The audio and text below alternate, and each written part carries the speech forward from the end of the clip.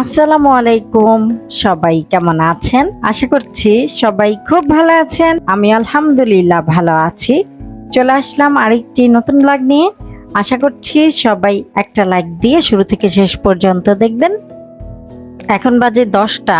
সকালের নাস্তা বানিয়েছি, বাচ্চাদের টিফিনও দিয়ে দিয়েছি। বাচ্চারা সবাই স্কুলে চলে গিয়েছে আর এখন আমি খেতে বসেছি। একটু বাইরে যাব আপনাদের ভাইয়ার সাথে একটা কাজে, তো আমি তাড়াতাড়ি করে নাস্তাটা করে নিচ্ছিলাম।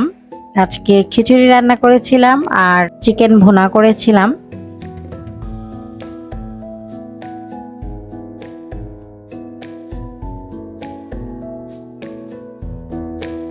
এই তো আমরা এখন দুজন মিলে বের হয়ে গেলাম।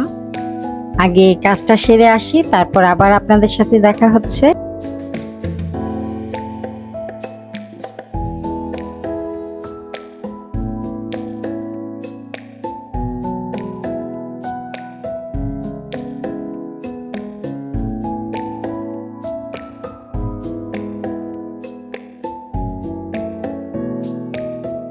এই তো বাসায় চলে এসেছি কাজটা সেরে। এখন 12:30টার মতো বাজে। আসার সময় কমলা নিয়ে এসেছিলাম, এখন বসে বসে একটু কমলা খাবো, বিট লবণ দিয়ে খাবো। টক মিষ্টি তো বিট লবণ দিয়ে খেতে ভালোই লাগে।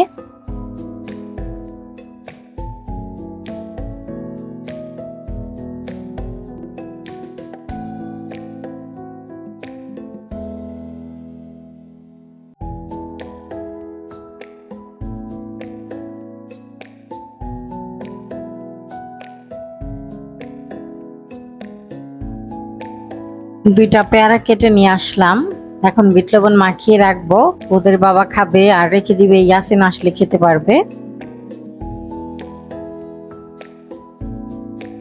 আমি চলে যাই রান্নাঘরে।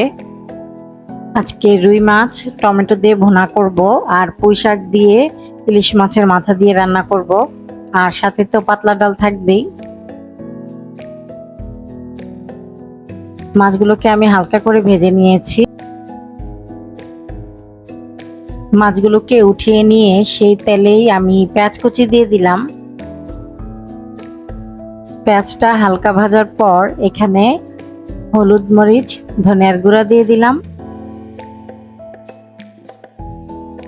তারপর পানি দিয়ে দিব। আদা রসুন আর জিরা একসাথে বেটে নিয়েছি, সেটা এখানে দিয়ে দিলাম।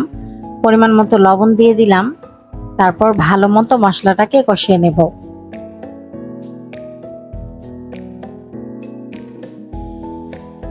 মশলাটা কষানো হয়ে গিয়েছে, এখন আমি টমেটো দিয়ে দিলাম, তারপর এখানে ঝোলের জন্য পানি দিয়ে দিব।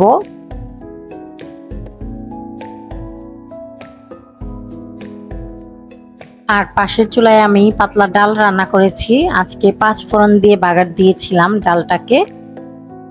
আর এখানে ঝোলটা ফুটে গিয়েছে আর টমেটোটাও নরম হয়ে গিয়েছে। এখন আমি ভাজা মাছগুলোকে দিয়ে দিচ্ছি।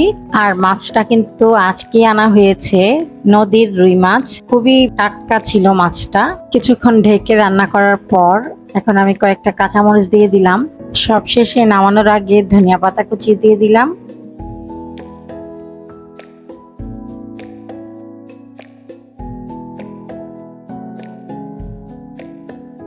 এই তো আমার রুই মাছ ভুনাটা হয়ে গেছে।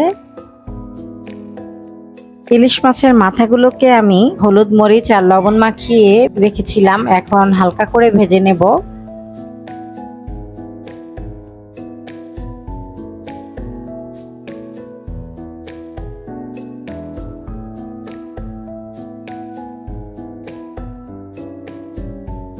মাথাগুলো ভাজা হয়ে গেছে, এখন আমি অন্য একটা পাতিল বসিয়ে দিলাম, পর্যাপ্ত পরিমাণে তেল দিয়ে দিলাম, তারপর পেঁয়াজ কুচি দিয়ে দিলাম। পেঁয়াজটা হালকা ভাজার পর এখানে হলুদ মরিচ ধনিয়ার গুঁড়া দিয়ে দিলাম, তারপর পানি দিয়ে দিব, পরিমাণ মতো লবণ দিয়ে দিলাম, তারপর মশলাটাকে কষিয়ে নেব।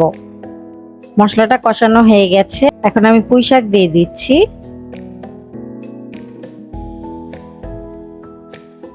এখন আমি ভেজে রাখা ইলিশ মাছের মাথাগুলোকে দিয়ে দিব।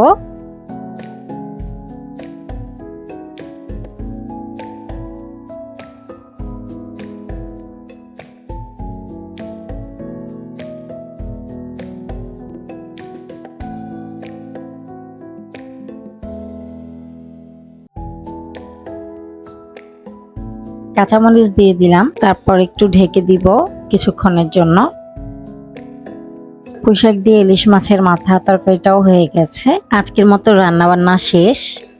ইয়াসিনকে ভাত খাইয়ে দিয়েছি আর সেই প্লেটে আমিও খেয়ে নিয়েছি।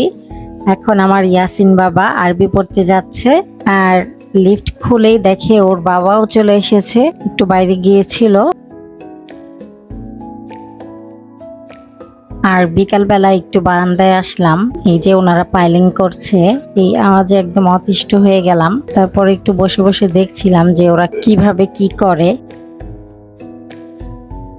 এখন পর্যন্ত যারা আমার ইউটিউব চ্যানেলটি সাবস্ক্রাইব করেননি তারা প্লিজ আমার চ্যানেলটি সাবস্ক্রাইব করবেন, আর ফেসবুক থেকে দেখলে আমার ফেসবুক পেজটাও ফলো করবেন। যারা করেছেন তাদের সবাইকে অসংখ্য ধন্যবাদ।